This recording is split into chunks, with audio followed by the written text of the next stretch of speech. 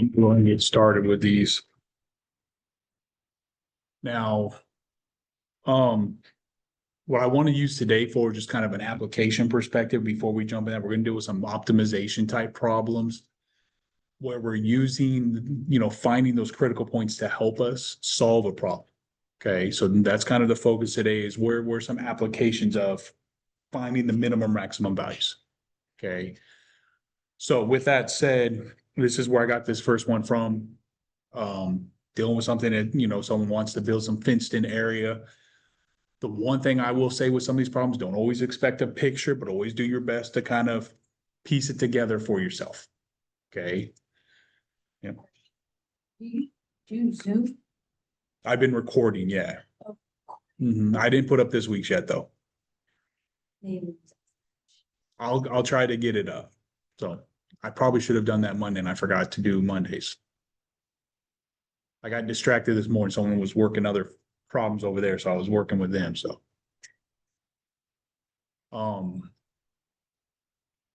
but I'll post the recordings as they're on the page. Now, as I was saying though, make sure you see here. Yeah, I gave you a picture, but don't always expect a picture. Some things that the picture's nice here is one side of this whole thing is not going to have a fence because the water will help kind of fence stuff in. Okay, so it says it's up against a river. Well, hey, I'm only going to need the outer fence and then the fence in the middle to separate the two pins. Okay. Now, what they're looking at here is it says that if you have 240 yards of fencing available, what is the largest total area that can be enclosed? So they want to know what's the largest area here that we can fill in. All right. The one thing I will say about this is sometimes you're going to have to find yourself that like, how do I get to the equations that I'm supposed to be using? That's going to be the one thing that we always want to watch for. All right. As we've seen with some of our business applications, revenue, cost, profit, those are some that we should definitely watch for and watch out for. And I got a new one today that we can look at just to make sure we see the difference. Okay. Always watch your measurements. So as mentioned here, make sure you see that, hey, everything I'm dealing with is going to be in yards. Okay. Now here they already showed some variables in their image. So that is helpful. But we definitely need another variable here because we're dealing with, rectangles and squares. Okay. So that'll be some other things I would point out. Now, if you're drawing this by hand, let's say you were doing this and it didn't give you a picture, make sure you note that like, hey, I have a river I'm working with, and then do your fences up against the river. Okay. As far as the total area of this is concerned, if these are all X, I could just call this Y. And how do we find the total area of this? Length times width, right? The nice thing about that is it's X times Y. Another perspective you could take here if you want to see from the squares, because it really doesn't matter if they're the same size. I don't think they don't need to be the same size. So if you break this up as in two different things, just make sure you see here, this would be like X times Y1 and X times Y2. Well, guess what? Those are still going to add up to X times Y. So it's not a matter of which one has more area. It's just saying, hey, I'm going to put a fence somewhere in between that will break it for the two different, what they said, one for sheep and one for cattle. Okay. Everyone's good though with the X times Y there? Now, how many variables does that give us though? Two. It's now two variables, right? Everything we focused on so far has had only one variable. Okay. Can you deal with this with two variables? Yes. But then guess what? You're going to have to go back to some of the stuff that we looked at previously that would say, hey, I have to do the product rule here. But technically, if I do this with respect to X, then I got to treat Y special. The way that we would do that would get a little complicated. I think we kind of briefly talked about it. We didn't go into the full details. But what you'll see here, this is what we call implicit differentiation. So as I go through here, it's like, hey, the derivative of X is just one, right? So it'd be 1 times Y plus X times, well, the derivative of Y, we would put dy dx. Okay. If you remember that exponential problem that not exponential problem, the problem where we introduce logarithms, if I could find it, that would be a good example. I didn't spend a lot of time with it, but I wanted to make sure to show that it's important. That's in another book, though. I have to find it. But make sure you see here, like that would be dy dx here. So it gets kind of messy. So we have to be careful. Well, another way to handle this instead of dealing with that is what's another equation that we do have to consider here?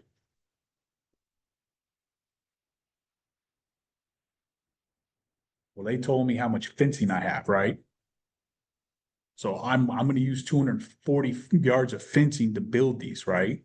So when you think of any shapes, if this is my fence, what measurement should we also take into consideration?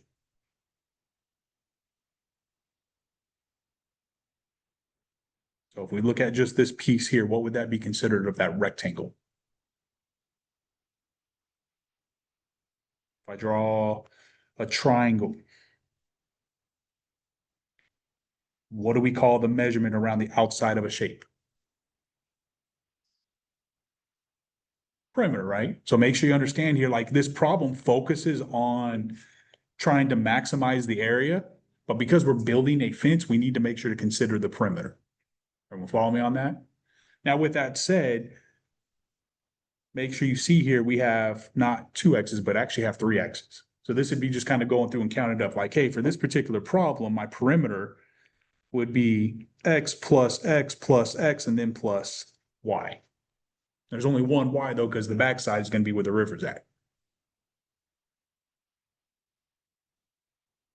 The area doesn't really capture the river, but the perimeter does for us. Does everyone follow me there?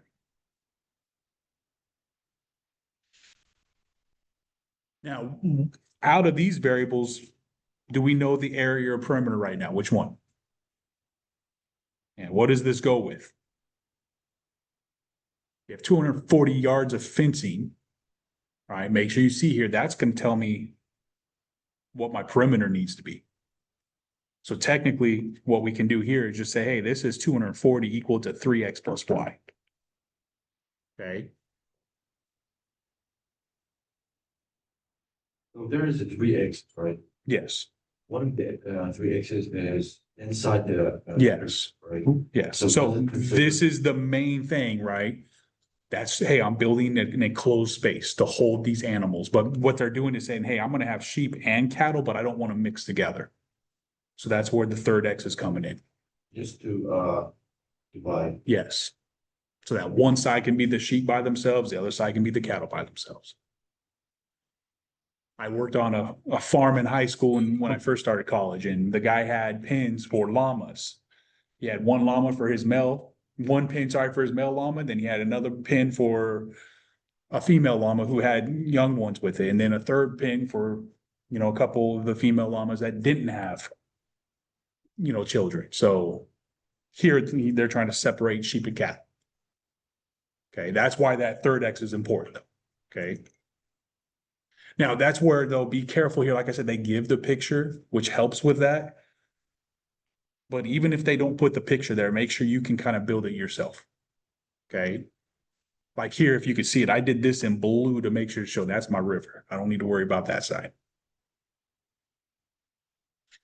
Now, with that said, though, this is our focus, right? We want to maximize the area. Okay, so this is our focus. What can I solve for here, though, to help make this a little bit easier to work with? Why? Do we have to solve for y, though, y'all? No, we don't have to solve for y here. However, y is already kind of just by itself, right? All we need to do is say, hey, I can go down here and say subtract 3x from both sides, and y is by itself. So it definitely is one of those things that pay attention to, like, which one's going to make it easier for you to work with. We don't really want to do anything with this because we want to maximize area. So that's kind of our focus, but this is going to help us take it from two variables to how many now? What? One, right? Only the x. Only X, that's correct. Is everyone good though with where I'm getting the perimeter from? The function and then solving for Y?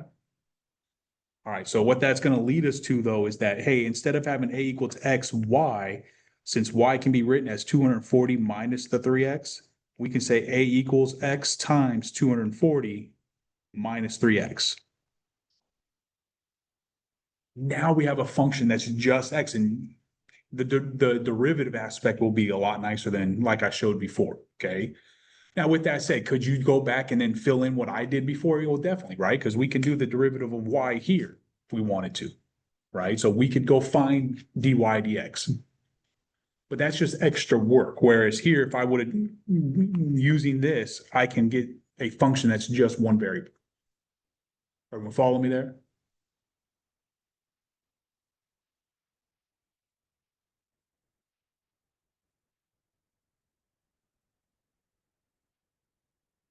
All right, so with that said, then here, make sure you see simplifying this will definitely make it easier for you. Always make sure you kind of consider which one's gonna be nicer to work with, because if you don't simplify it, you have to use the product rule. Simplifying it gets us to those terms where we can say, hey, now I can go do dA dx. So I get 240 minus 6x. Okay.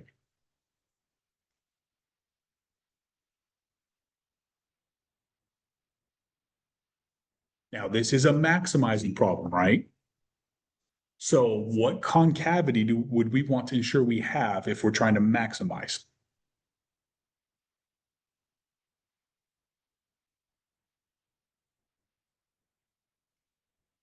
Would you want it to be concave up or concave down for it to be maximized? Concave down, right? So make sure you see, like, if we're bringing some of the stuff we talked about, we can go over here and just do a second derivative. This is not necessary here. I'm just doing it to kind of connect it back, y'all. If you do a second derivative, though, you'll get -6, which means this function is always concave down. So I will have a maximum value. Okay. Is it possible that we can equal the derivative to the first derivative to 0? Right? Why would we want to do that? Find x. 5x, but what is that going to help us whenever the derivative is equal to 0? So remember here, the only reason I did this, right, was to ensure that if we kind of looked at the graph of what we're working with, it's going to look something like that, right? Concave down is all I get from this. I only did that just to show that we do have a max. Okay. We need it concave down. Yes, we definitely want it concave down if we want to maximize. Okay. Now, with that said, though, you're saying the derivative of just the first derivative that is equal to 0. What point does that give us along this graph when it's equal to 0? Positive, yeah. What is special about that turning point there when we set the derivative equal to 0? That's a horizontal tangent, right? The rate of change is 0. That's the reason you definitely want to do that right now. We don't really care about the second derivative is important, right? It's just say it's -6, so it's concave down. We're fine. To me, that would just be, hey, let me check. All right, I definitely could set this equal to 0. That's worth my time. That's the main reason I would do this step here. Should I go further or not? Yeah, concave down. But the good news is, if you remember college algebra, from here, you could have known that it was concave down because my A value is -3, right? So we should already be picturing this based on -3x squared. Okay. Now, as mentioned, though, this is where we're saying, hey, I got what I need to now. I can go find that critical point by setting it equal to 0. Okay.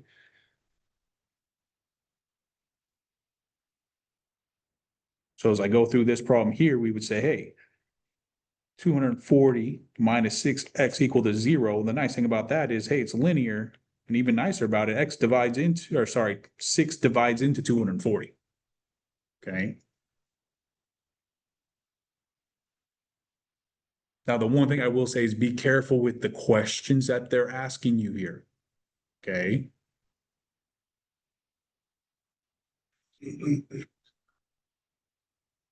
What do they want me to find right now? Yeah, they want to find the largest total area that can be enclosed. What did I just find down here, though, when I write x equals 40? That's just the distance x, right? That's what we're saying, hey, is each of these need to be 40 yards. Okay. Now, do I have to go find y to get area? You could, right? But also remember, you created a function with just x. Okay. This is y. Huh? And this is y. Yeah, so remember, we started off with these two different equations, right? One came from the area, which is what we focused on, but the other perimeter helped us get it to one variable. So you can go back here and plug in X and get your Y value, right? Using this. You could definitely do that. And then X times Y gives you the area. Nothing's wrong with that. But if you want to save a step, you already put it all together here. Okay. So whether you use that or that, remember you already put it together. So that would just kind of one less step for you. Okay. But the key is make sure you know that like I didn't want just X here. I wanted that area that's going to be maximized. Okay.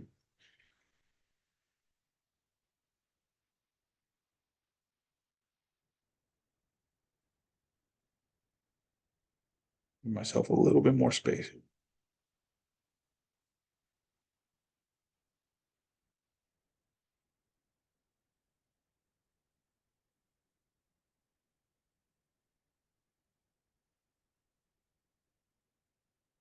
So up here to me, the area would be 40 times 240 minus 120. So what is 40 times 120?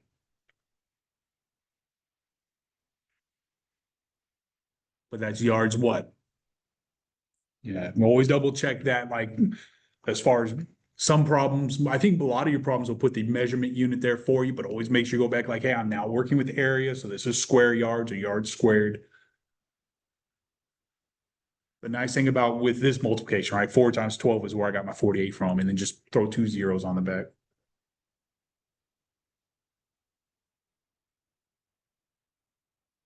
What hopefully you guys know also, if you need a calculator, I've encouraged y'all to know that a calculator is there for us to use, right? When we sit down, a lot of this stuff here is not going to work out this nice, right?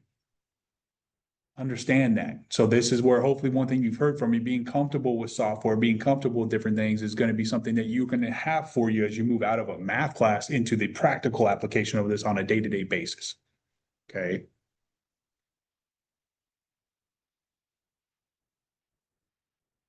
Now, is there any concerns with this one though, as we finish up?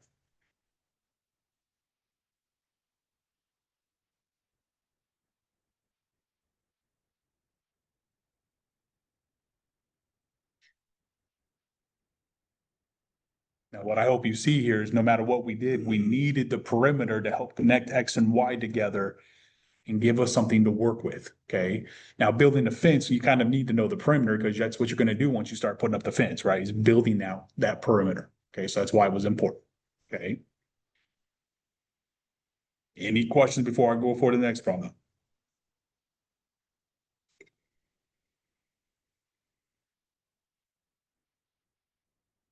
All right. So here's another example that's a bit more kind of following what we've been talking about.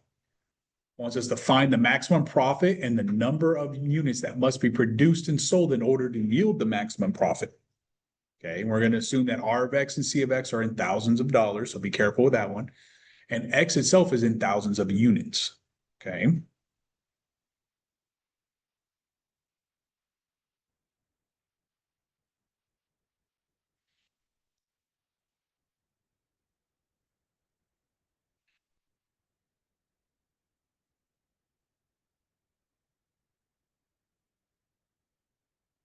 Now, one thing I will point out here is always be paying attention to what it's asking for you, because one of the things that can be asked here is the average profit, right? If I throw in the word average profit here, how do we find the maximum average profit? I need my profit function, but how do you go from your profit function to the average profit? Divide by X, right? So just remember, take what you find, divide by X, and now you have the average profit. Okay. Something that we've looked at before. We're going to have some other perspectives that as we work through these that we have to watch for as well. Okay. Now, with that said, what do I need to do first starting this problem?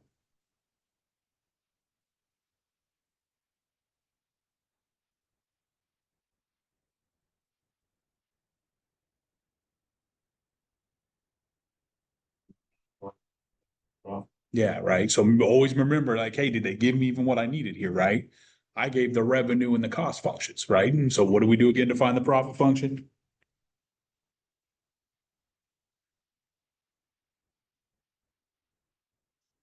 Yeah, make sure you remember it's always revenue minus cost. Okay.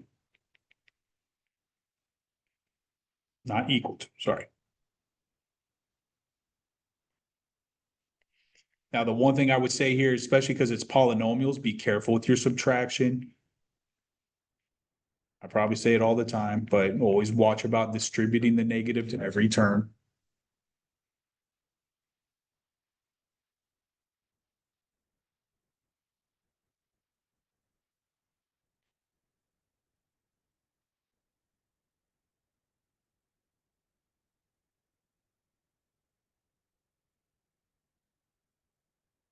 This is one of those areas where it's always good to just do double checking of your work. From here, though, we can combine like terms. I'm also going to put it in descending order when I do that. That's just a habit of mine. I think it just helps like, hey, let me go find my highest term. Well, that's by itself. There's no other x cubed, so I'm just going to put that first. After that, where are my x squareds at? Well, here's my x squareds. Well, that just gives me one of those when I'm done. So it's just a way to kind of organize it. 9x and 4x, work out 5x from -1 was by itself.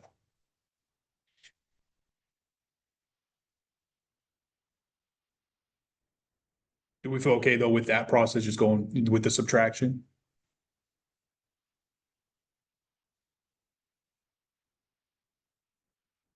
Just shrinking it down a little bit.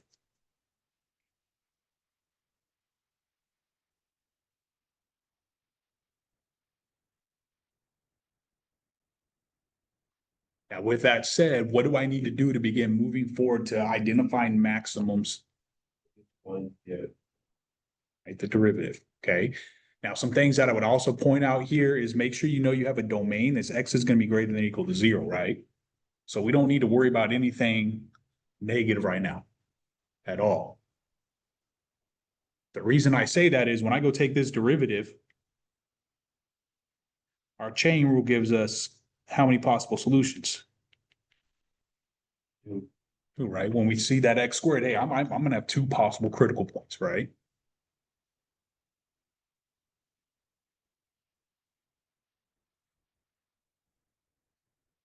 Now, the one thing I will say here is make sure you're kind of paying attention to the different things that can come up, right?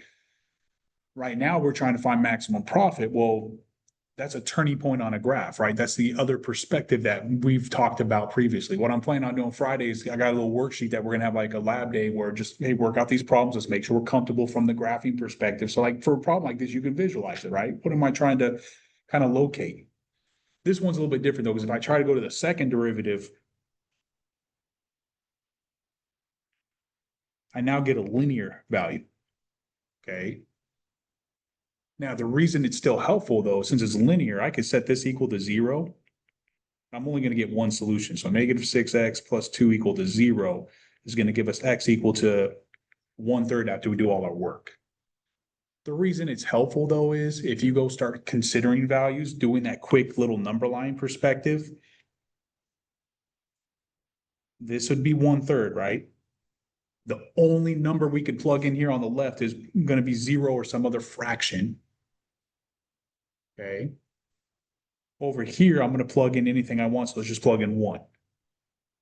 But the nice thing about that is if you look at it, what you're going to find is this is concave up because 0 plus 2 is 2. -6 plus 2 is -4. Which one of these intervals, though, gives us a maximum? Concave up or concave down? give up, All right. So remember when we think about this, give down. yeah. So remember that's kind of just a quick perspective is for concave up and down. So I didn't really need the second derivative here because we're probably not even going to get a number less than 1/3. It's not, it's a smaller interval. But that would be a quick way to make sure to know, like, hey, as I move forward, whatever number I get from this, it better be bigger than 1/3. Okay. Now, again, do we have to do that to actually maximize this? No, but that's one of those areas where the visualization of it helps us out. Okay. With that said, though, what are we setting our derivative equal to again? This is where we're saying, hey, I'm at the point where now I can go set my derivative equal to 0. So let's copy this over and make sure we have plenty of room. Good morning.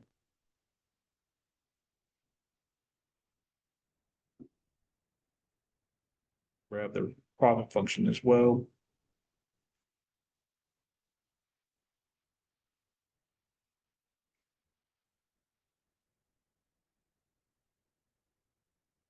So we're setting our derivative equal to 0 to find those critical points as mentioned. Because it's quadratic, we should be expecting 2 solutions.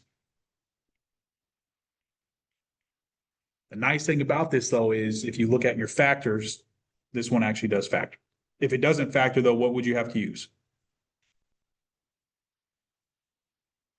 What can we not forget about when solving quadratics? The quadratic formula, right? So make sure you have somewhere over here like, hey, just in case I need it, let me make sure I write it down now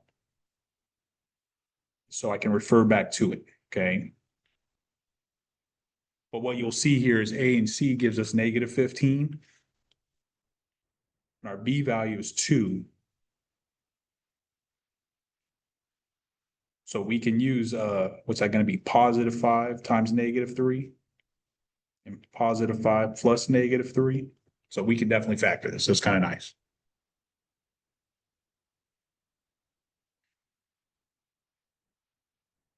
Now, just be careful here. If you don't like the negative on the 3, I don't remember if I did this in this class. It was another class. What I like to do is just go through and divide everything by -1. The reason that's nice is we just have 0 on the other side. So that's going to give me 3x squared minus 2x minus 5 equal to 0. It's a little bit nicer to work with moving forward, okay? But that's definitely like where you're comfortable as far as dealing with this.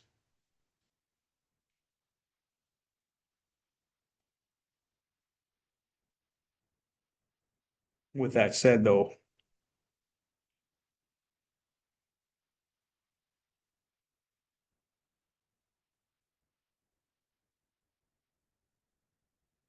to use the factor approach, whether you like factoring by grouping or trial by error, we'll get to our 2 factors here.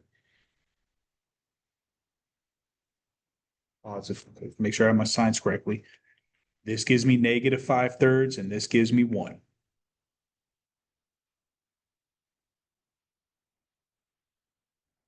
Which before, remember, we used both solutions to help us say, hey, I might have a minimum or maximum value at one of these points, right? Which one am I going to cross off right now? Negative 5/3, right? We're not even worried about a negative number right now. Okay. With that said, we can go to our number line again to just ensure that 1 is a maximum, but that's why I showed the second derivative. Now, if we do the second derivative, any value bigger than 1/3 is going to have a maximum result. So that second derivative kind of helps confirm that. But if you need to see more evidence here, right? Remember, do your number line for the first derivative test. So we'll put the 1 here. We're not considering the negative because we don't want negative numbers right now. We're producing 0 or more units. And then we can go over here and plug in 0 and plug in 2 into our first derivative. So make sure you're careful with, separating where you're plugging stuff in at, okay? Now, what we'll see if we plug in 0, that's kind of nice because it's just going to be 5. So it's going to be positive over there. If we plug in 2, that's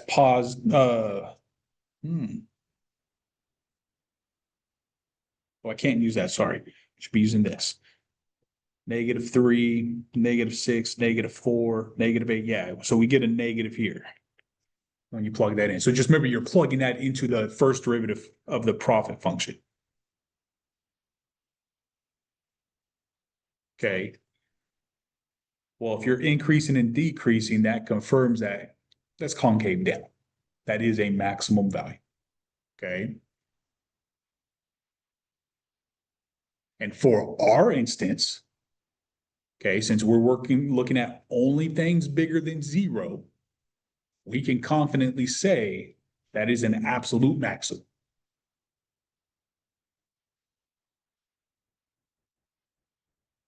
I think this would be helpful. Just kind of look at the graph real quick.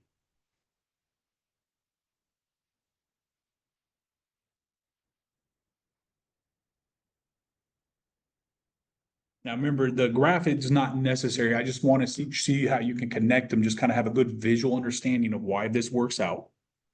Okay. So here's our overall profit function. We know that this is happening because of that negative x cubed in the front. Okay, we found that there were two critical points, one here and one here. This one occurs at the value of 1, right? What is this one occurring at? It's our negative 5/3, right? Am I using it? No, because I don't want negative numbers right now. I'm not even worried about this, but we really like this one again because if we zoom in on the graph at this one area, starting at 0, moving forward, what is special about the graph at this point?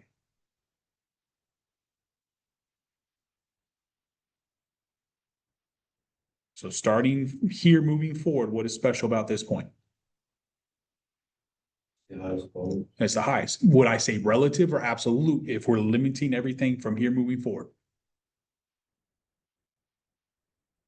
Right. We can use the word absolute maximum right now. Does everyone see that? How limiting the domain from 0, 4, we could call this an absolute max.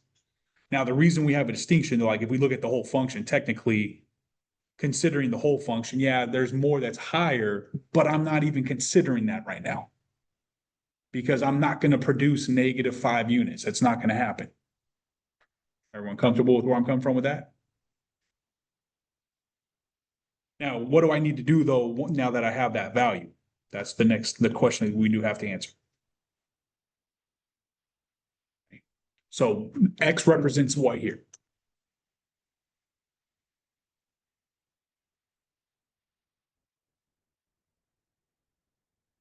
So go back. Profit. No, when we go here, what does the X represent? Thousands of units. So we know that we need to produce 1,000 units to reach the maximum profit, right? Well, where do I plug the 1 in though to make sure I get the, excuse me, y'all, the actual maximum profit we're having here? E of X, right? So make sure you go back to the original profit function. We're going to plug 1 into there. Okay, but be careful again, that's in thousands of dollars, right? So looking at that real quick. 4.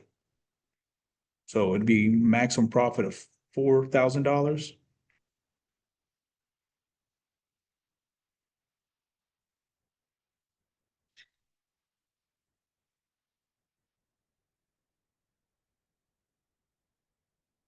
Now, this is just me, just putting some functions together to make sure we're comfortable with that process.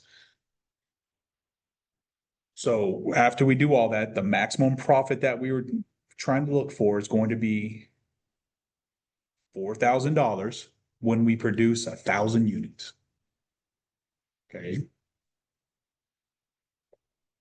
And I know I erased those number line situations, but my whole point of even just showing the first derivative test and showing the concavity test for the second derivative, just to show you that, yeah, this is definitely concave down, which confirms that this is a maximum value, okay?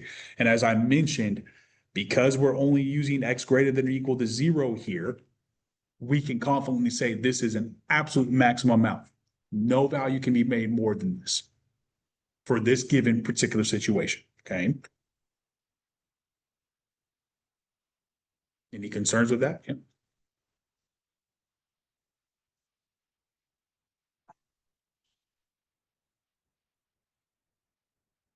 Uh-huh. 5. Did I screw up with signs? Is it necessary? Yes, no, but I should have been doing -2 here. So, okay.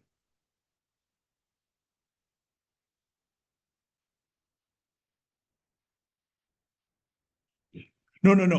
Like I said, I was just trying to make it nicer, not having that -3.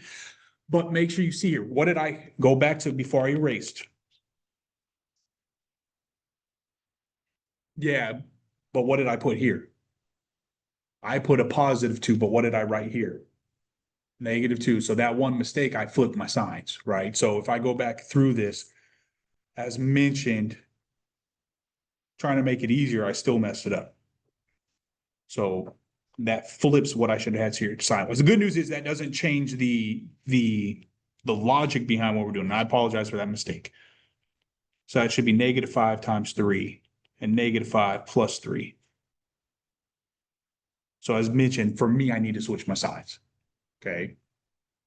So that will give us x equals +5/3 and x equals -1, which here I would then get rid of this. The derivative, we looked at the second derivative, right? We could still confidently say 5/3 is our max. Okay. The tough part here, though, is make sure you see that that's going to change these values, right? Just remember it's 5/3 times 1,000. So for the number of units that need to be produced is 5/3 times 1,000. Okay. So my brain, that's what, 1.6 repeated. So it's going to be 1,667 units. Just let the calculator do it. Yeah. My apologies. Thank you for pointing that out. Now we then need to go do P of 5/3.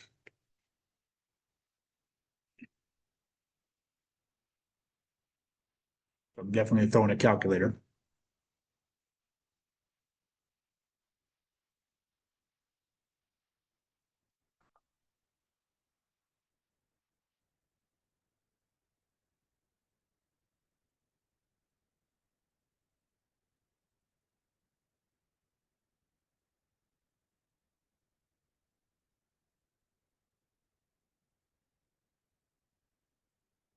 This is giving me 5.481 repeated.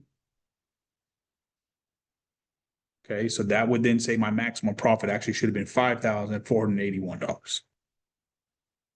Does everyone understand the correction there? I messed up my signs when I wrote my factors. Okay. So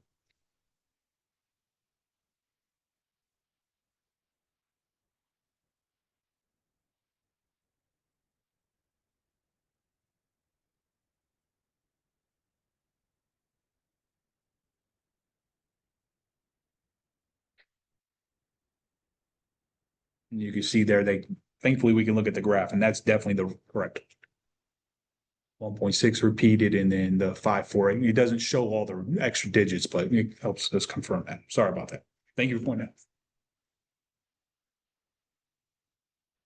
Any questions or concerns here with this so further?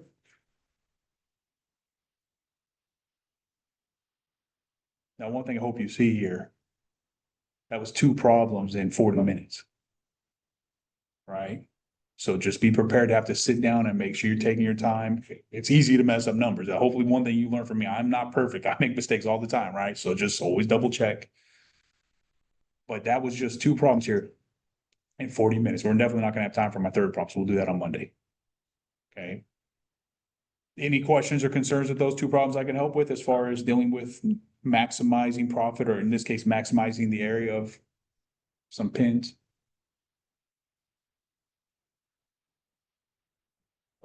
Question, A equals XY, is that a constant? Well, remember, in this case, they would all be variables, right? Because we don't know the area.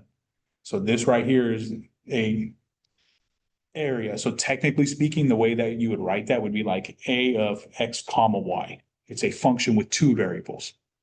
But remember, I didn't do all that though, because what were we able to do? Use the perimeter to solve for Y. Once we do that, this is now a function that I could just put like, hey, this is the area of just X. So Makes it a lot easier to work with. it just depends on the variable. Yes, right. And that's why it's always like with the geometry ones, you're going to want to try to find 2 different ways to represent stuff.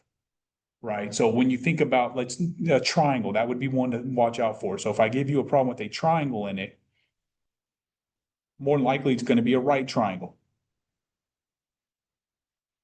Perimeter is still there, right? So if I go through here and I say this is A, B, and C, just make sure you see your perimeter is just A plus B plus C.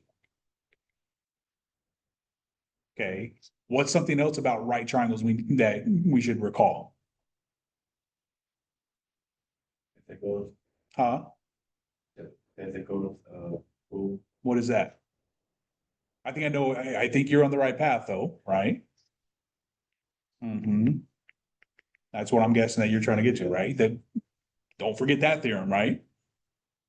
The Pythagorean theorem, thank you. I couldn't even remember it, sorry.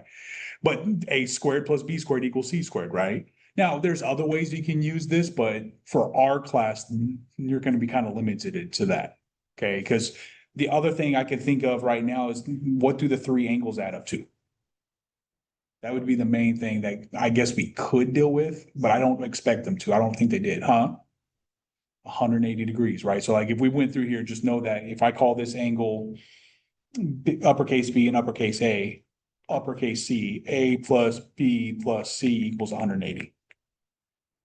Okay, that could come up. I don't think any of the problems did that though. But be careful with the theorem, the Pythagorean theorem, right? Problems with graph one. Yes. No, just know that limited to what I could put on there. I think our last test, I had what, 4 pages? It might be one sheet of paper with this one, right? Or it might be 4 pages with room to work out the problems too, okay? So that's gonna be one of those things that, but actually, to be honest with you, we don't have any more tests left. Right? What's the last assessment we have? The final exam. Which at that point, be prepared, they might only have 1 or 2 of these on there. I'd have to go back and look at it. I don't remember from the spring off the top of my head right now. But the final exam is cumulative, so it's the whole semester. So even in a 2-hour window, can we put 5 of these on there? Absolutely not, right? So just, that's why hopefully what I can do is try to get some of the different ones. And when you get on the homework, if there's something that's different, that's, some of you were in here, I was talking to my colleague. But there's a couple of them, I have still the wrong workbook.